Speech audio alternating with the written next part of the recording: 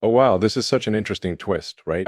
For years we've been talking about the internet as this global, free-flowing space, and now we're looking at a situation where Americans, yeah, 170 million of them, are essentially reverse firewalling their way into Chinese social media platforms. Aha, you heard me right. This is like the internet version of the tables turning completely. So yeah, let me break it down for you in my own words. All right, so here's what's happening. It's 2025, and the US government has been cracking down hard on TikTok. We're about to ban this thing hard. And why?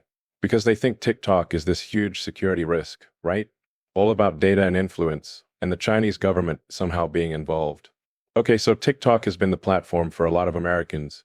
It's where they get news, entertainment, and yeah, where they vent about life. But now that it's on the chopping block, Americans are like, oh no, what do we do now? So here's the kicker. Instead of just, moving back to platforms like Facebook or Twitter, which people see as like super corporate and controlled, Americans started looking for something new. And guess where they ended up? Yup, on Chinese platforms. Isn't that ironic? They're literally flocking to apps built in the country that they think is controlling TikTok. Gee, talk about poetic justice. Anyway, what's funny, and honestly kind of genius, is that some mysterious Chinese app suddenly became a massive hit in the US. Like overnight, it shot to the top of App Store charts. It's wild. Americans started downloading it like crazy, trying to figure out this whole life without TikTok thing. So they're learning Chinese, using VPNs, and scrambling to make accounts. Wow, just picture that, millions of Americans becoming digital immigrants on a foreign platform. And for the Chinese users already on this app, it must have felt like waking up in an alternate universe. They log in, and boom, their home feeds are flooded with English posts. Like, all these Americans trying to navigate this new world. Some people joke that they'd traveled through time, seeing Americans using a platform that was supposedly meant for 3 billion Chinese experiences. Except, surprise, the 3 billion suddenly included people from halfway across the planet. Okay, so here's where it gets really fascinating. Americans and Chinese users started having these deep conversations about life. And you know what's funny? The stuff that surprised Americans the most was, well, pretty basic. Like they couldn't believe how affordable healthcare is in China. They're asking, hey, how much does it cost to see a doctor there? And when they hear the answers, it's like, wait, you're telling me it doesn't cost an arm and a leg? What's the catch? Oh, and food, don't get me started. Americans were shocked to see Chinese people posting videos of huge grocery hauls. Fruits, veggies, meat, no big deal, right? But Americans were like, wow, you guys can actually afford fresh food? And the Chinese users were equally confused. They're thinking, why is this such a big deal? Is this like a bad joke? It's a real eye-opener on both sides. But yeah, the questions weren't all one-sided. Chinese users started asking stuff too. Like, hey, we heard Americans have to work 2 jobs just to get by. Is that true? And the Americans didn't sugarcoat it.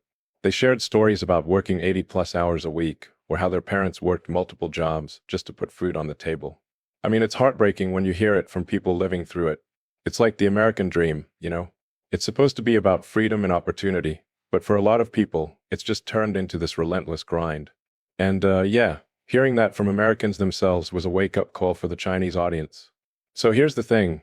The US government was trying to, take back control of the narrative by banning TikTok. But instead, it kind of backfired. People didn't just sit back and accept it, they found ways around it.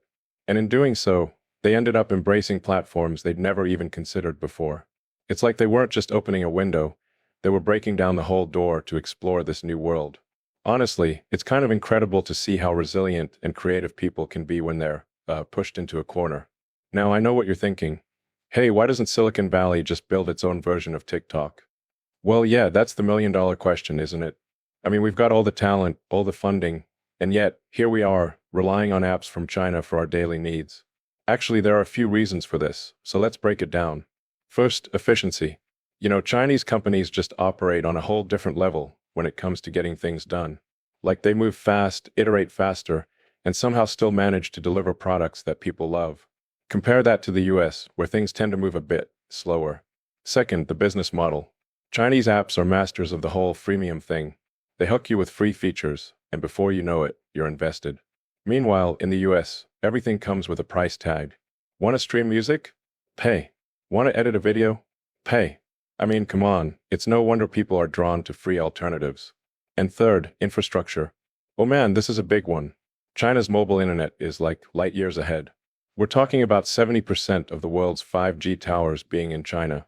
And yeah, when most of your population has seamless access to high-speed internet and mobile payments, you're going to see some serious innovation.